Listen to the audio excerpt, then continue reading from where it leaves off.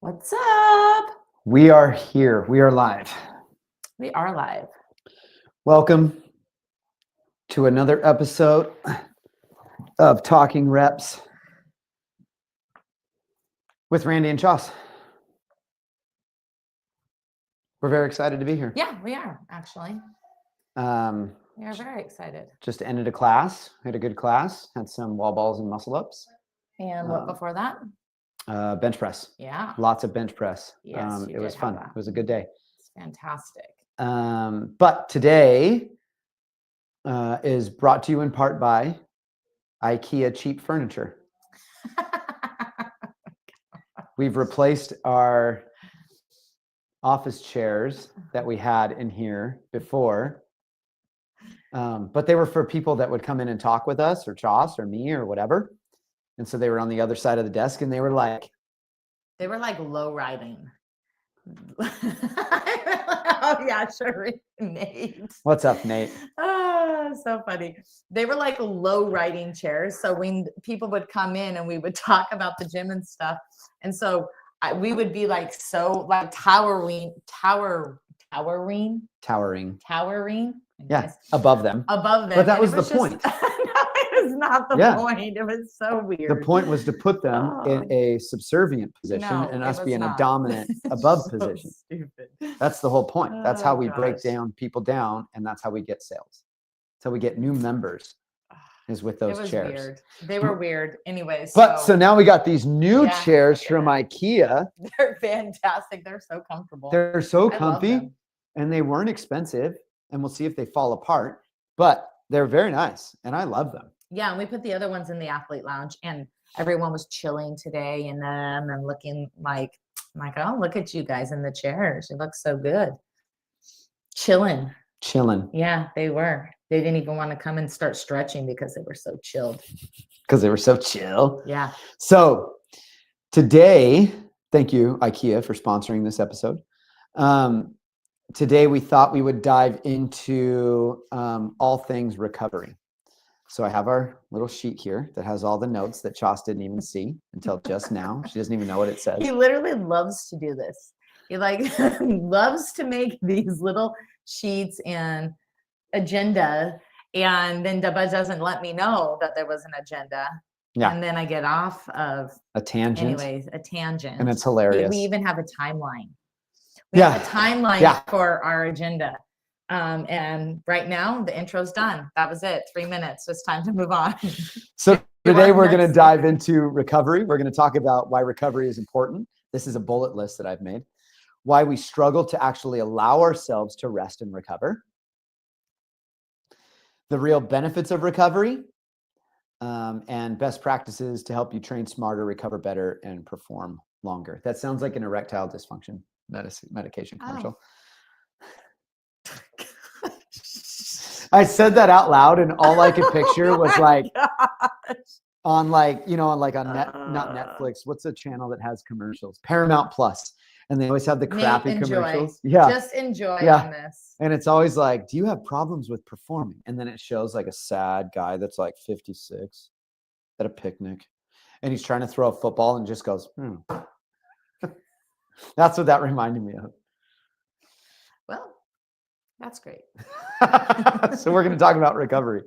So, oh goodness. The couple people that are watching, if you have any questions, if you want to talk anything, if you have personal stories about recovery or why it's difficult or why you don't allow infection. Erectile infection? Yeah, no. Dysfunction. Not that. We don't want to know about that. If you want to talk about something particular to you, drop it in the comments. Nate is sick today because of wall balls. So I'm always he's allowing himself to recover. So for me, Thursdays are usually my rest day. Thursdays, I usually try to take Thursday as a rest day. So I usually go Monday, Tuesday, Wednesday, Thursday off, grit after dark. Yeah, buddy. Yeah. Thursday off, and then I go Friday and Saturday. So that's my usual schedule. But last week I went 6 days in a row. It was great. Yeah. Last week that's was fun. amazing. This Yes, week, last week was so fun. last week was so fun. This week I hit 3 days. Today's usually my rest day, but I really want to do the bench. So today's not going to be a rest day. Yep, I'm going to do it too. And then I won't rest tomorrow. Oh, I almost forgot. Our very own Scott Bradley. This episode also brought to you in part by CrossFit Age Group Semifinals. Yes. For when you're super old but super fit. I want to do awesome, fun things. CrossFit Age Group Semifinals. So Scott's qualified. He's doing the workouts. The schedule's on our social media. It's on Facebook, Instagram, and our private Facebook page. His schedule's up there. You guys can go to the underground, go and hang out with him, cheer him on as he's going through these. If you want to do them with him. Yeah, I'm going to work out with him this week. This is the only one, I think the only one you can do. And the only one that I was stoked to do was today's freaking power cleans and muscle ups. Are you kidding me? I love that, but not going to be able to make it there today. So I'm going to see if I can hang out with him and work out with him tomorrow and Saturday, but not Sunday. I don't work out on Sundays. I might be doing it on Sunday with him. So if you can, go over to the underground, help cheer on Scott, get a workout in with him to help motivate him and push him to be better. His first one today that he's doing starts at 12:30. That's the reason why we're going to probably miss that one, because he's going at, I think, pretty right around 12:30 close. So we're going to try to get over there and at least see how it went. But yeah. Okay, Chas, you're up. Why is recovery so important? Oh my gosh. Let's start with the basics. Oh, sorry, that was yours. Are you sure it's not red? Yeah, it is. Recovery isn't just about taking a day off.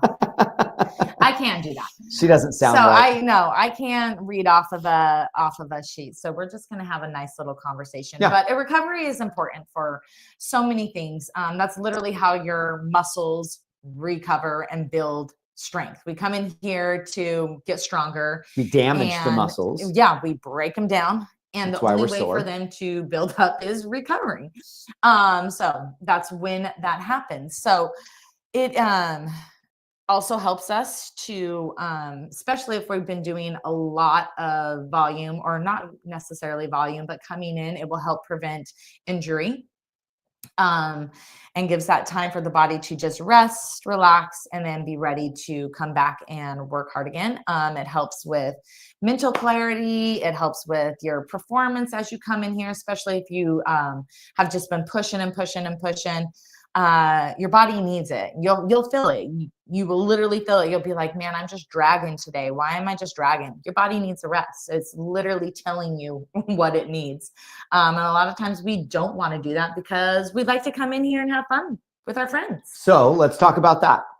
Does recovery or a rest day mean you can't come in here? No, that is not what that means. Does it mean that I have to sit on the couch and do nothing and be a sloth? It should not mean that. What can recovery mean? Recovery comes in, or looks like you come in, you can still work out with your friends, but it's going to look a little different. The intensity is going to look a little different. The weights are going to be a little bit different. Sometimes even if you do weights, it might just be body weight that day, but you can still come in and just move your body. It is more like a move day. You're just going to come in, you're going to do probably some extra stretching. Our intensity is going to be more like a conversation pace, something that if we came over and was talking to you and you were on the bike, you're not going to be dying like everyone else. You're going to be just moving and going for a time domain instead of going for intensity, calories or distance.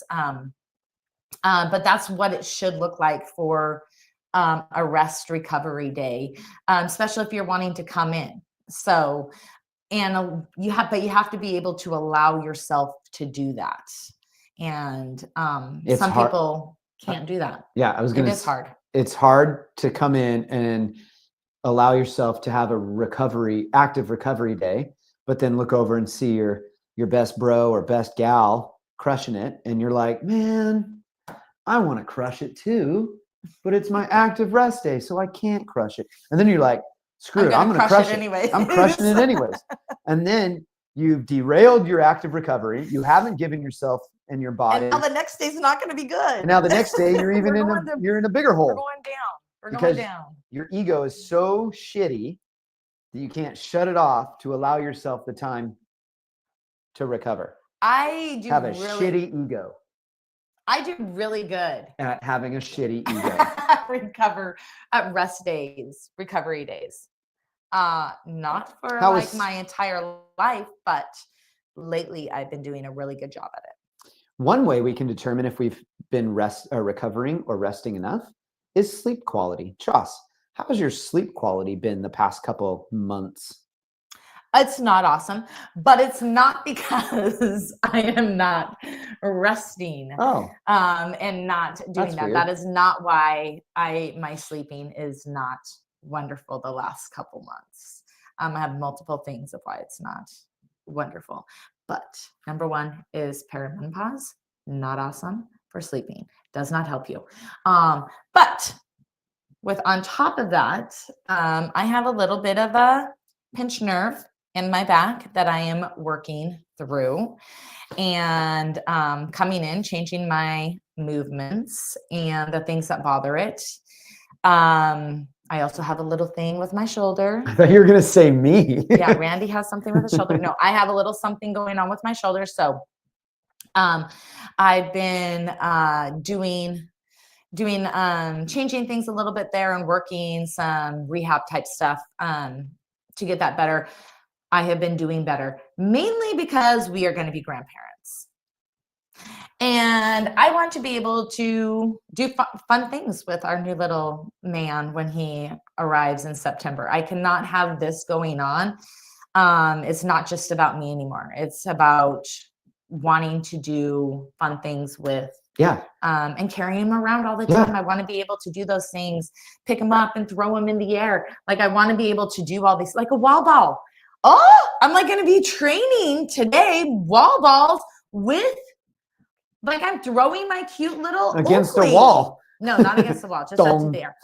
But like I want to do all those things. I want to be able to do those things. So these last couple months have had a real like clarity of why I come into the gym.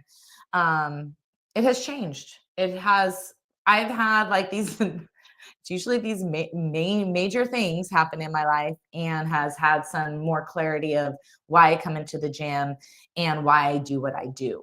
And had these moments of changing and be like, yeah, this is important. I come in here because I want to move forward the rest of my life. I want to be able to play with my grandkids. I want to be that active grandma. Yep. And I want to be able to do that thing. So coming in here looks a little different for me than what it used to even just a couple months ago. So let's shift gears to mindset then. Okay.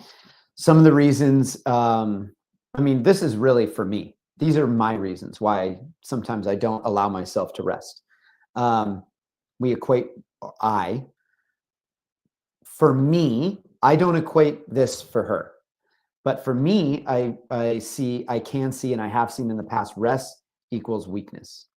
If I need to rest, that means that I'm just not strong, or I'm not good enough to continue to push. That's not true. It's actually the opposite. You need to find that shift, that mindset shift, to equate rest to allow you to be strong, or to allow you to be capable. We can't be capable. We can't be capable in the gym. We can't be capable outside of the gym doing things that we love if we've just cratering ourselves every single day into the ground and not allowing yourself a rest day, active rest day, or a mobility day. Fear of losing progress. That's the number one thing. No, that's not. I know that my number one thing. Fear of losing progress.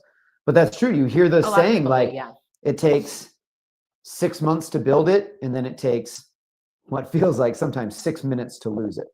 You spend so much time building up your fitness, building up your ability, and then you hit a setback, or you think, if I take a rest day, then all that work that I put in, I'm just going to lose. When in reality, that's absolutely not true. And we have so many years. We we want to be able to move into our 90s. So like, I'm almost 50.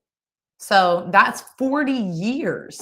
That's 40 years. 4 decades. To still keep moving forward. So it doesn't have to happen right now. Like, as long as I am just doing what I'm doing now, and maybe it's not what it used to look like. Maybe I'm not using the weight that I used to do. That doesn't mean that I'm not still progressing and that I'm not still strong. Sometimes that makes me feel like I'm lazy and I'm fat. I have a problem with that. And be like, when I don't do, it's definitely in my head. But it makes me think that. And I think that's just something that has been ingrained for a long time. And it's hard to shift that mindset. But Can I finish now, since you just I interrupted thought we me? were still talking together on You just that. interrupted me? Yeah, I did. But I thought this was It is a we thing. Togetherness conversation. Exactly what Chas just said. Fantastic. But the honest thing is, if we fear losing progress and we use that fear to push ourselves more and more and more, again, like she said, it just keeps cratering us. But that can lead to injury. That can lead to overtraining. That can lead to plateauing and then further setbacks. For me, my biggest thing is guilt. My biggest thing is guilt. My biggest thing is, if I don't put the work in, then she won't love me anymore. That's a big thing. If I don't put the work in every day, literally, this is the picture inside my head. If I don't go into the gym and I don't put the work in and I don't do the necessary work to be healthy and strong, then in my head, I see myself just, you know what, never mind, I'm just going to go to Burger King. Literally, that's what I see in my head. I'm literally just going to pull into Burger King and go and eat. I'll tell you what I used to eat. I'll get a chicken sandwich. I'll get a large French fry and a large onion ring. My hands aren't on the screen. And a large onion ring. And I'll get extra barbecue sauce with a tall Coke, with a big Coke. That was my always go-to. And so in my head, that's what I see. If I don't drive into the gym and I drive away, then I'm driving and pulling into Burger King. That's literally what I see in my head every single time. And then when Chas says, are you coming to the gym today? Are you not coming to the gym today? Then I think, well, if I don't, then she won't love me. So now I have to come to the gym. So now I don't get a rest day. I'm getting nervous. So I'm like, he's playing with all these things. But that's my mindset. And so I'm working on shifting that mindset to, I control what I do. Nothing controls what I do. My decisions don't control what I do. My decisions are made by me. And if I decide to take a rest day, that doesn't mean that I'm automatically just going to go drive and eat Burger King all day. I control that, and I just choose not to. I can choose to come in and do a rest day or active recovery day instead. So that's something huge that I've been working on for the past couple of years, actually forever, trying to change that voice inside my head. The other false that we tend to, or the other reason why we don't allow ourselves rest days, because we don't know how to listen to our body. We can see, well, if I don't train, then I'm going to be weak. And if I'm weak, then I'm tired. And the reason why I'm tired is because I'm weak. So then I need to not be weak by training. That can lead to, again, overtraining, repetitive injuries, setbacks, plateaus, lack of sleep, poor nutrition. All it can lead to everything. So switching that from understanding that not listening to understanding what your body's trying to tell you.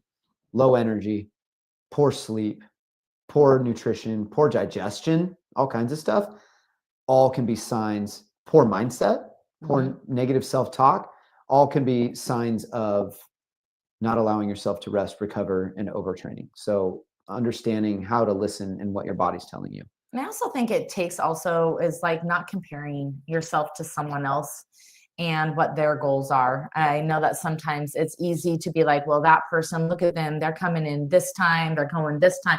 Look at how strong they are doing this. And they come in 2 times a week. They're coming on open gym.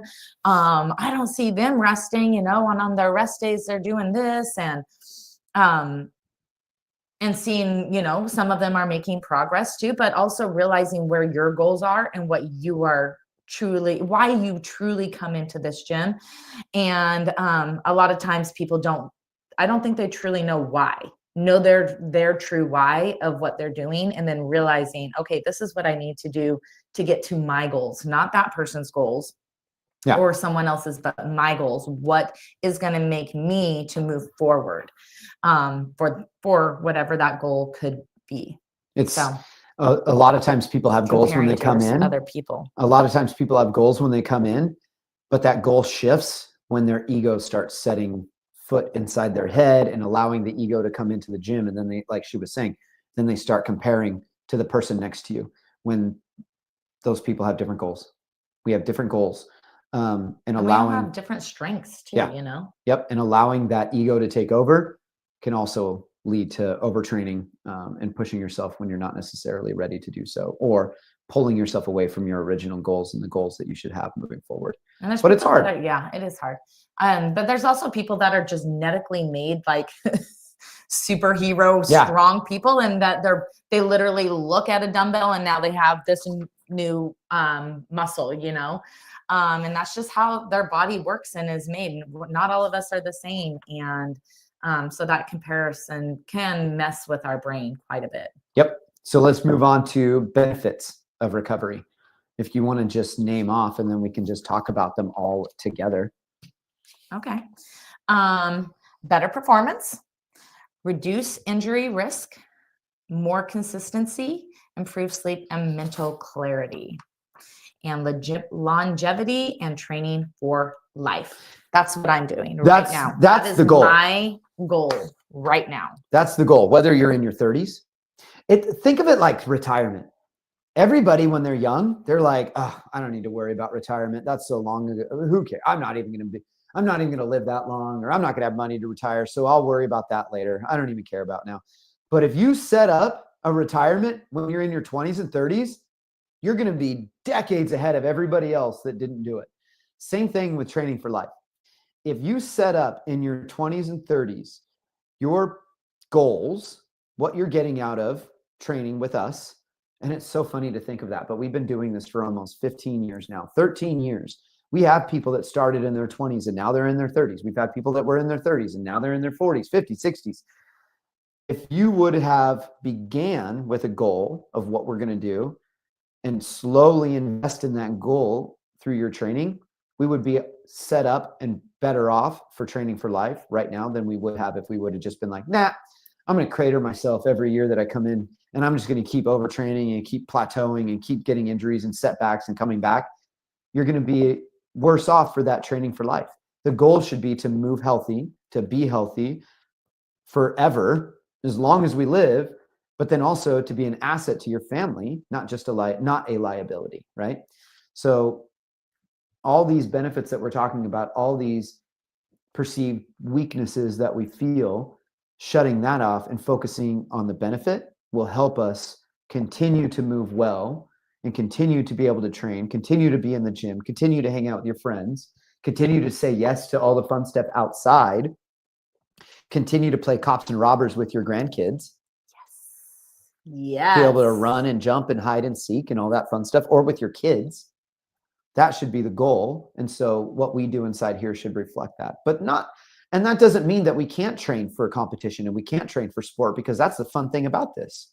We can still do all of that as well as do what we want to do to take us through, to take us further in life. And that changes your goals, and what your whys change. Yep. So that's something that you always need to be reflecting on. Mine has, like I said, always changes around like some big event in my life. Yeah. When we first started the gym, I trained all the time. Scott and I were training partners all the time. Him and I would train after class, all of this stuff. We did competitions together. It was fun. I loved it. And then I had a stroke. And then everything changed for me of why I come into the gym. I still like to compete now, but it looks very, very different. Yep. And my training in here is very, very different. And now that we have a grandchild, that has even changed even more for me, of why I come into the gym and what I do in here. And making sure that I'm not overtraining and that I'm letting my body rest. And I am letting my body rest just even though Randy's doing that, I do rest and I do modify Yes, you things do. inside the gym. You're very good at that. I used to not though. No, you used to be And that's terrible at it. and We that's- all were. And that is part of the reason of why I'm at where I'm at now, because I didn't do that when I was younger. I have So if you don't rest, done you will have a things- stroke. No, you won't have a stroke. But you might have like overuse injuries or things that never truly actually got better because we did these things, we rested, and then we felt better, came back, but we didn't make the things better. We didn't do the things that we needed to do to make it better and kept doing the things. Yep. So, which goes into our next spot. So let's talk really quick because we're running up on time because we got to make it to the underground. So let's talk really quick. And I'm going to summarize all this up at the end. So best practices for recovery. Sleep. Sleep, prioritize sleep. We're talking 7 to 9 hours a night, 7 to 9. Now, obviously, if you have a baby or if you have young kids, that's going to change. But prioritizing sleep is important. Fuel your body right. We're talking nutrition. Know what we should be eating, know what we shouldn't be eating, and then follow those guidelines.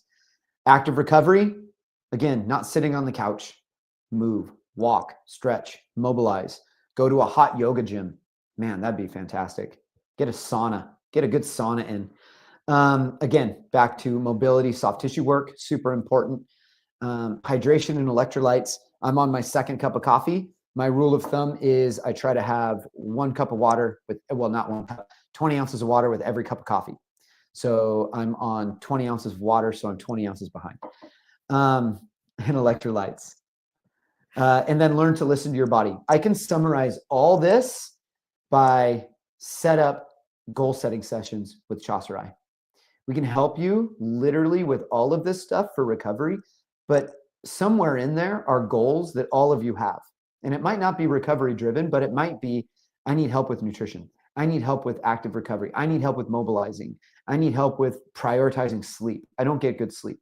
We can help with all of that. So shameless plug, set up a goal setting session with us. We've had a lot of them so far. We want to do one for everybody. So spend time, get on the email that we send out every Sunday. I know Zach doesn't read his Sunday email. Most people don't. Zach, read your email, set up a goal setting session. Everybody else do the same thing. Okay, closing thoughts as we wrap this up. For me? Yeah. Recovery. Yes. Rest. Check.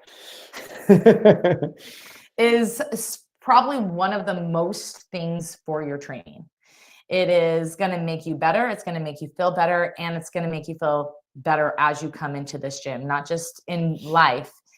As you come in and train, you will feel better, stronger while you train, and stop getting frustrated and being like, oh my gosh, I'm, just so fatigued. I'm just so tired. I can't lift the weight that I want to do. Most of the time it's because we are not taking care of our body of what we need to with the sleep, nutrition, hydration, true rest. When we come in here, we just go all the way 100% instead of finding those days and the intensities of pulling back when we need to pull back, and then push on the days that we need to push, and making sure that it is a balance of all the things. If we are working on an injury that we have, that those things that we work on need to continue working on. When we stop doing those things because we're like, oh, we're better.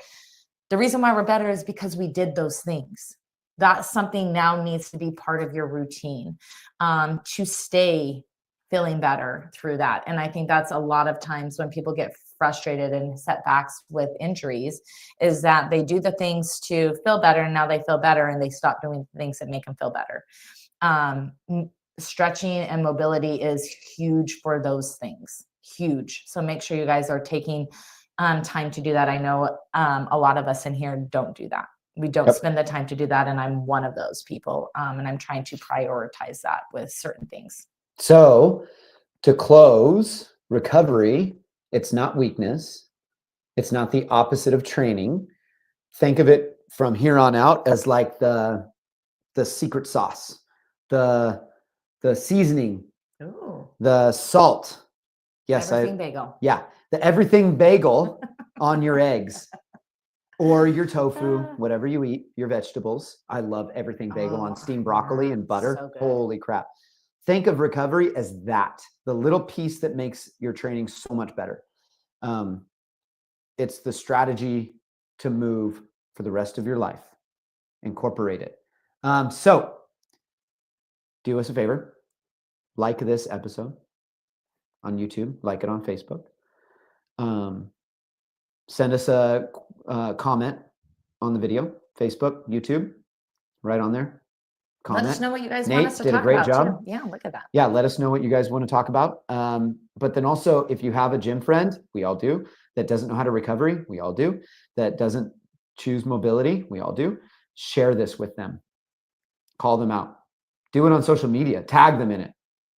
That's the best way to guilt someone into starting a good recovery routine. So as we close again, the underground, the schedule is up on our social media. Scott's workout schedule, if you can. We got 4 days of semifinal workouts.